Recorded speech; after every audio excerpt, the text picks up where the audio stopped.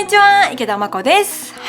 今回は100均マニアが選ぶ2025年下半期買ってよかったダイソーベスト10を紹介していきます。2025年もたくさんの100均グッズ紹介してきたんですけど、その中から特に良かった便利アイテムを10個厳選してみました。いろんなアイテムを紹介する中でも実際どれがいいのとか、もう種類が多すぎてどれを選べばいいかわからないという方もいるかもしれません。そんな方もこの動画を参考にお買い物していただけたら失敗しにくいと思うし、多くの方が活用しやすいアイテムでもあると思うので、ぜひ参考にしてください。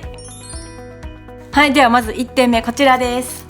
メッシュケースです。こちらは300円商品です。こちらはトートバッグとか大きいバッグを使う時ってどうしても中が散らかりやすかったりとか、あと書類とか入れるのにも折れ曲がりやすかったりとかするっていうこともあると思います。でもその時にこちらのメッシュケースに入れてもらえれば書類が曲がることもないし、バッグの中も綺麗に整頓できます。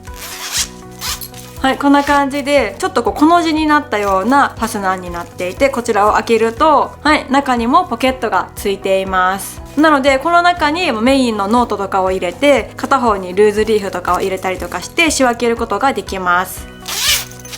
でこちら閉じて、さらに手前にもファスナーポケットがついています。なので例えばこの外側にはこの書類とかと一緒に使うペンケースとか、小さいメモ帳とか封筒などを入れておくこともできます。でメッシュになっているので外側からも中に何を入れたかっていうのが分かりやすいし、もうお勉強セットみたいな形で作って簡単にまとめて取り出すっていうこともできます。であとはこちらループもついているので、例えば普段使うっていう時はデスク周りとかにこのポーチごとかけておくこともできます。で必要な時だけまたこれをバッグに入れて持っていくっていうこともできるので、もうこれは本当に万能に使えると思います。触った感じもこのメッシュ自体が結構しっかりしているので型崩れしにくいと思います。あと意外とそこを見るとマチがあるので、ノートとか、教科書とかそういうのも全然入れられます。書類とかノートとか本とかそういうのを普段持ち運ぶっていう方はぜひ使ってみてください。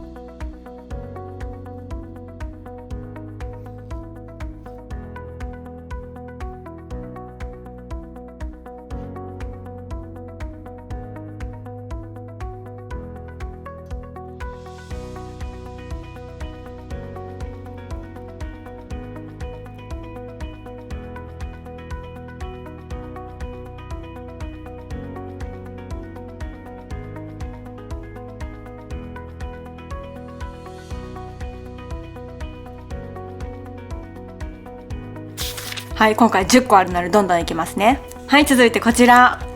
高さ調整できるトレイです。こちらは300円商品です。こちらは3段のトレイがついたラックになっています。でこの一つ一つのトレイが取り外し可能で、高さ調整を好みにできます。でこちらは洗面所周りで棚裏とかにデッドスペースができやすかったりとか、あとデスク周りとかでも小物が散らかりがちだけど、ちょっと端の方に見える場所に小物を置いておきたいっていう時にこれがあると高さを有効活用できるので、すっきりと収納できるようになります。でこのトレイも手前に返しがついているので、小物を置いた時に手前に落ちにくくなっています。でトレイを外したい時はまずこのトレイを一度上に持ち上げます。で持ち上げたら手前に引く。そうすると簡単に取り外しできます。でこちら高さのあるものを収納したい場合は今みたいに2つのトレイをつけて間隔を空けて収納するということもできるし、一番下もねケースになっているのでここに物を置くこともできます。クリアになっているので、デスク周りとか洗面所周りとか、もちろん他の場所でもいいと思うんですけど、置いた時に圧迫感が出ないっていうのと、いろんな角度から見てもすぐに一目で物が分かるっていうのも便利です。物を横に並べちゃうとそれだけでスペースを取ってしまうんですけど、こちらはしっかりと高さがあるので、その分小スペースにたくさん収納できるっていうのがおすすめポイントです。なのでもし棚の中とかで使う場合は高さだけ注意して購入してください。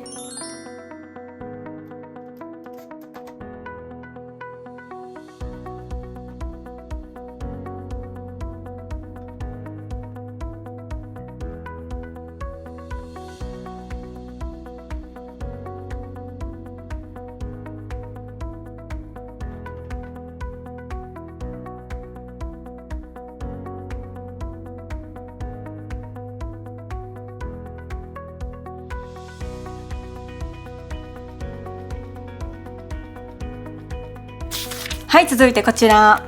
磁石がくっつくスチールタイルです。こちらミニサイズが100円で販売されていて、大きいサイズが300円で販売されています。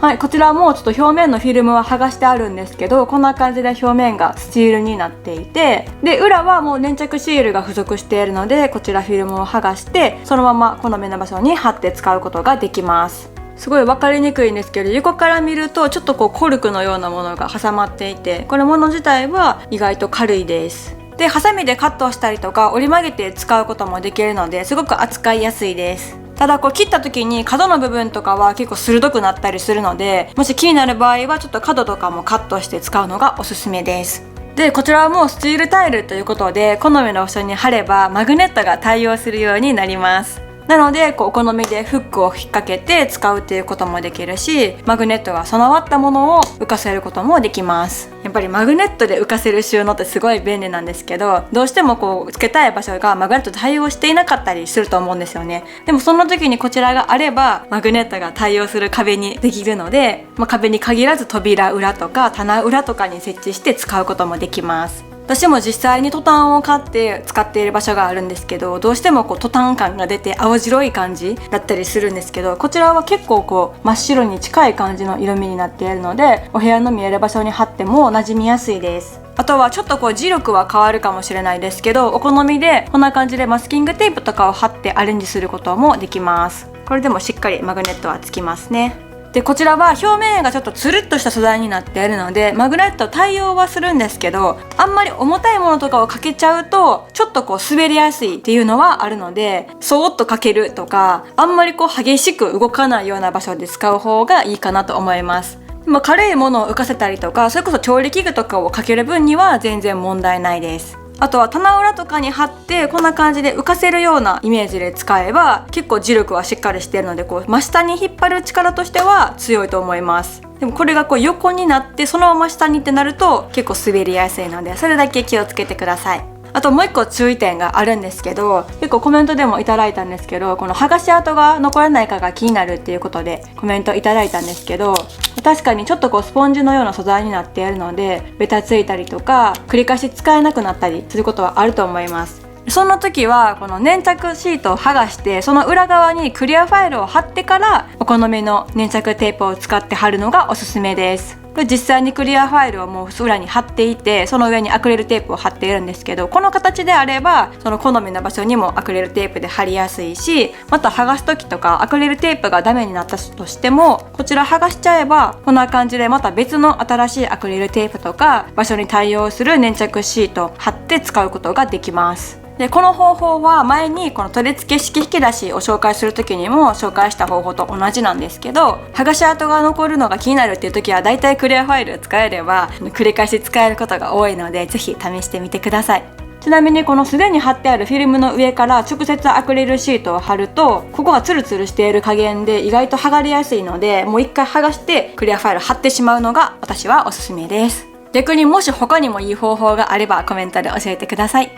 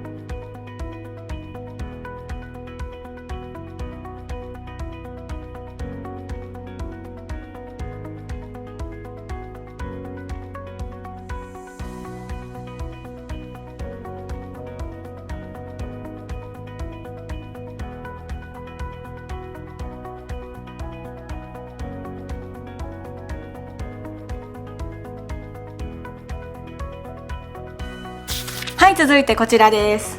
伸縮式引き出し整理式リータです。こちらは200円商品です。はい、こちらは名前の通り引っ張ると、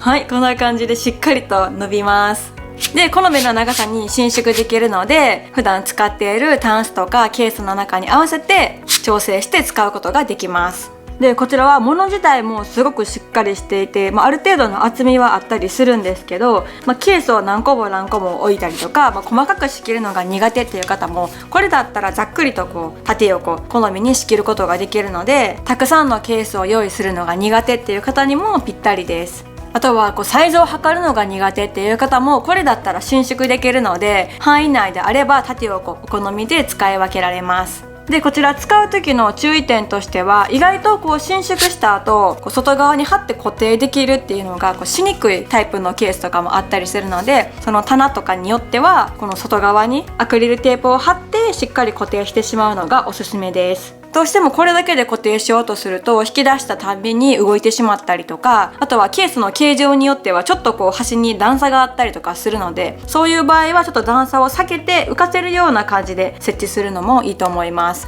こちらは実際私も家で使っているんですけど、アクリルテープを貼っていればずれたりとか傾くっていうことは今まではないので、しっかり固定して使うことができます。31.5 から53センチまで伸縮できるので、好みの場所で使ってみてください。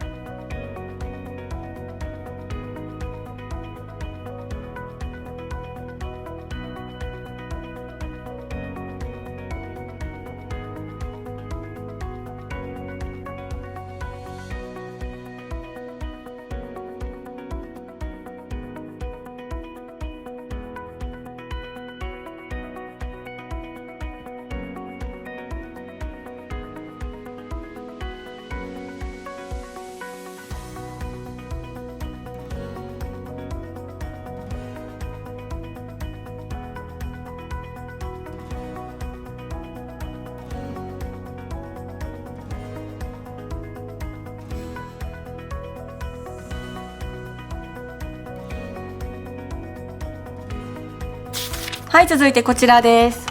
回転式ペンホルダーです。こちらも200円商品です。回転するタイプのケースは最近増えたかと思うんですけど、こちらはこんな感じで真ん中が丸い形になっていて、他に大きいスペースとちょっと小さいスペースが3つずつついています。で、こちらはその大きいスペースの手前がこういう風にくぼんだ形になっていたり、あと手前がクリアになっているので中身が一目で分かりやすいっていうのと、あと手前から引き出しやすいっていうのが特徴です。なのである程度小さいものを入れてもつまみやすいし、長いものを入れても後ろの方で斜めになっているので高さがあるものもしっかり収納できます。あと指が 4,5 本ぐらい入るような幅になっているので、ちょっとしたメモ帳とかも入れられます。結構こういう回転式ペンホルダーって深いものが多いイメージだったんですけど、こういう風に浅いところと深いところ両方あるので使い分けられるっていうのが便利です。あとこういう細いスペースもあるので、ここにちょっとしたペンとか入れておけたりとか、広すぎるとガチャガチャするんですけど、少しずつ分けて入れられるっていうのも使いやすいです。こちらは文房具やコスメを収納するのにも使えるし、他にもお家によっては工具とかお薬とか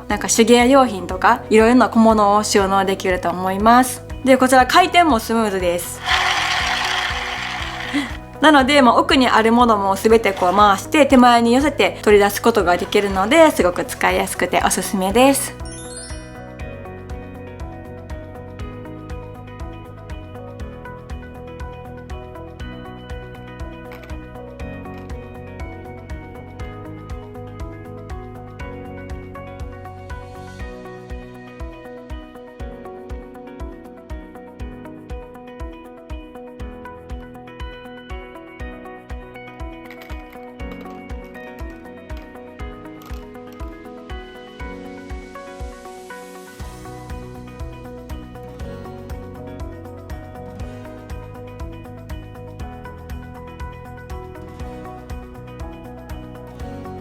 はい、続いてこちら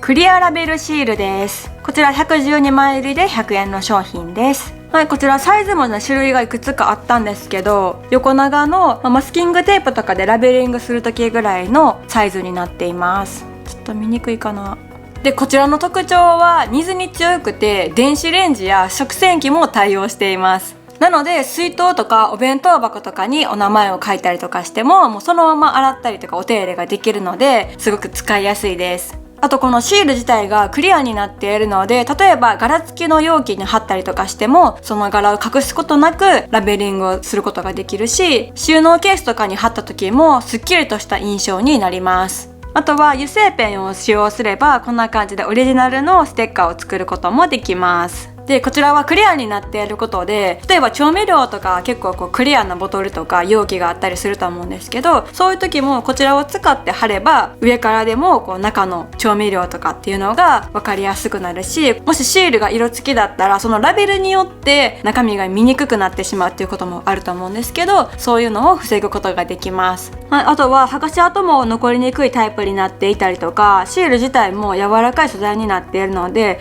ちょっとカーブがかった容器とかにも貼りやすいです。で、こちらはやっぱり透明度が高いがゆえに若干光の角度によってはすごい一個一個のシールが見にくい時があるんですけど、もしそれが気になるっていう場合はもう一個一個先にカットしちゃって、それから書けば、だいたいシールの上に文字が書けると思います。もうちょっと暗い場所とかやったらなかなか見にくいので、しっかり分かりやすい光の角度を見ながらラベリングするのがおすすめです。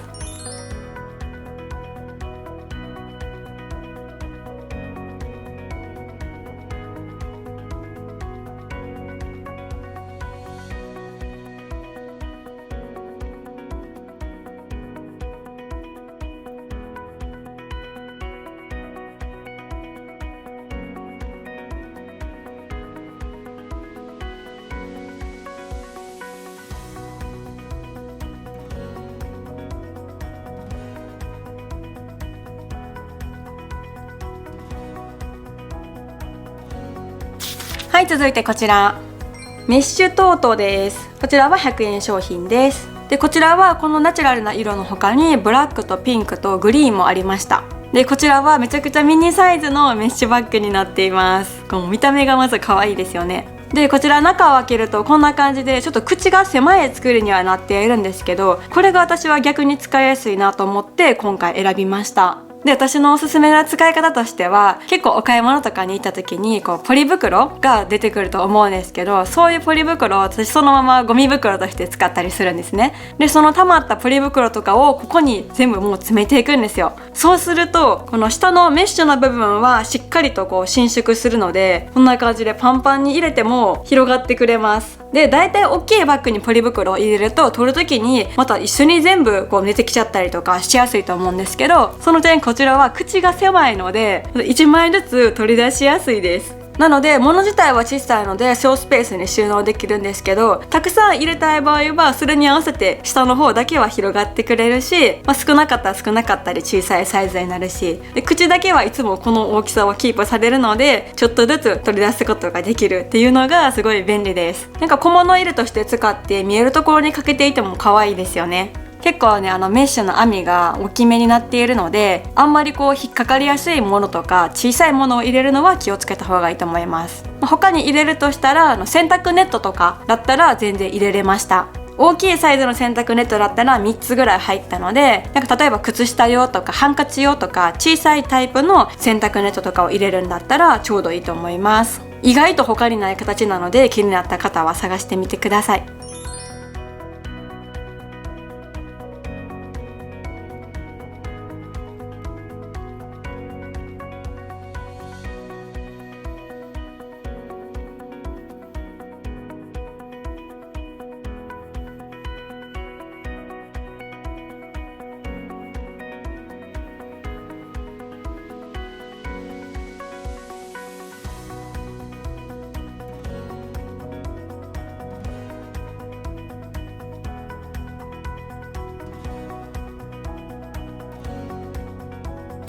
はい、あと3種類です。次こちら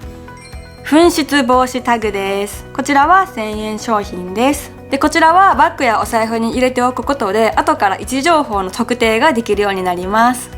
こちらは結構他のメーカーさんだったらお値段が張ったりすると思うんですけど、ダイソーだったらもう1000円で買えるのでお得ですよね。でこちらは別売りで CR2032 って書かれた電池が必要なので、使う時は一緒に用意してください。でこちらは iPhone の探すっていうアプリと一緒に使うことができます。でこれをバッグとかお財布とかに入れておいたら、その探すってアプリの方から今それがどこにあるかっていうのをチェックできます。例えば旅行に行った時もホテルに荷物を置いたりとかスーツケースを置いたりすることあると思うんですけど、自分がその場所にいなくてもスマホから今ホテルに荷物が置いてあるっていうのも確認できます。あとは物を見失った時は音で確認することができます。例えばスマホからちょっとボタンを押してみると、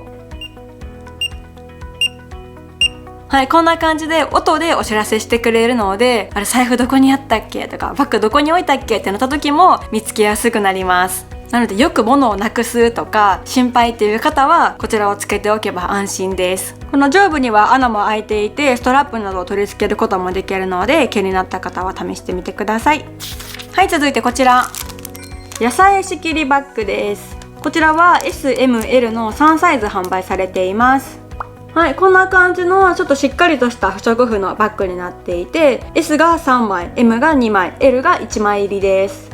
はい、こんな感じで広げると大きいバッグになって、横は持ち手もついています。なので、野菜とかを入れて持ち上げるときはこの持ち手から引き上げて持つこともできます。でこちらを野菜室にセットしておけば野菜室も汚れが防げるのでお手入れが簡単になったりとか、紙袋よりもしっかりとしているので破れにくいです。でこのまま置いちゃうと結構口が自然と閉じやすかったりするので、それが気になるっていう場合はもうこうやって折り返しておいたらしっかりと広がってキープされます。この不織布自体柔らかすぎなくて意外と張り感というかしっかりした感じなのですごく使いやすいです。でこちらは野菜室に限らずちょっと大きめのバスケットとか引き出しとかの中でも使えます。ちょっと大きいバスケットとかに小物を入れると散らかりやすかったりすると思うんですけど、そういう時にこちらを使ってケース代わりとして仕切れば柔らかい素材になっているので柔軟性もありつつ小物を仕分けて収納できます。ケースってなるとどうしても形が定まるのでそれが使いやすい場合もあるんですけど、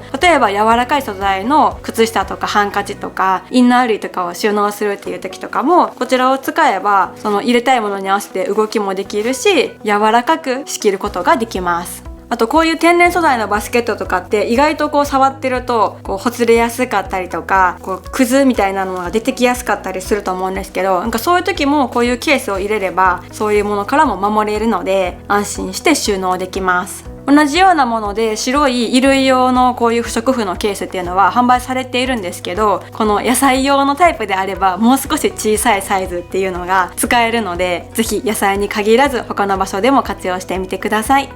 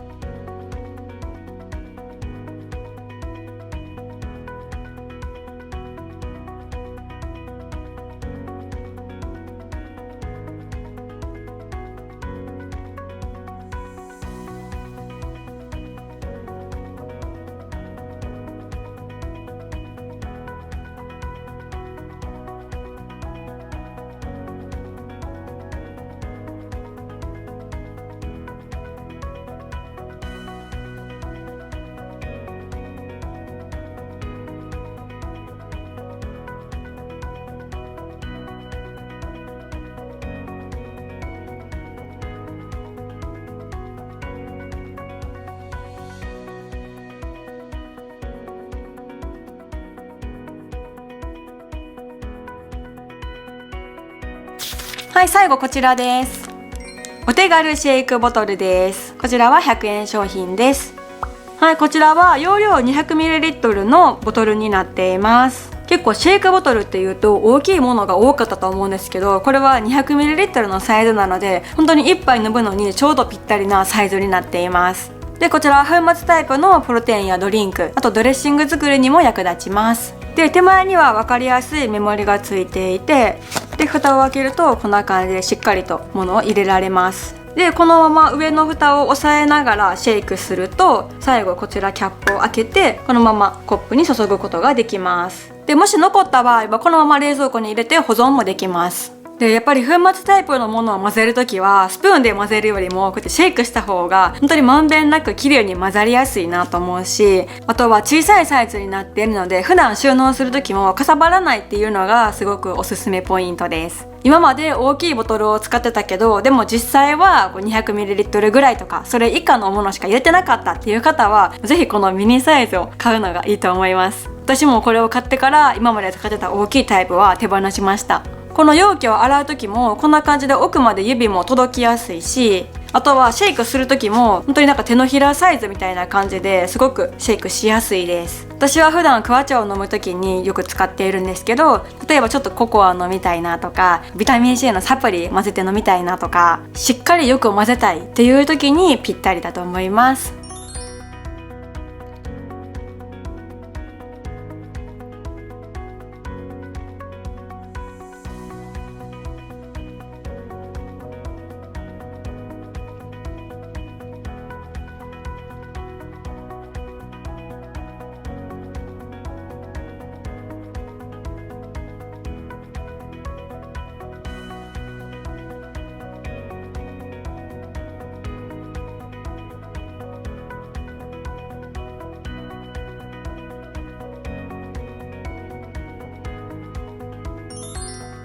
はい、ということで今回は2025年下半期ダイソーで買ってよかったベスト10を紹介しました。皆さんは2025年買ってよかったダイソーアイテムは何かありましたか？ぜひコメントで教えてください。また後日セリアバージョンも紹介しようと思っているのでぜひ楽しみにしていてください。ということで最後までご視聴ありがとうございました。この動画がいいなと思った方はチャンネル登録とグッドボタンもよろしくお願いします。では池田真子でした。バイバイ。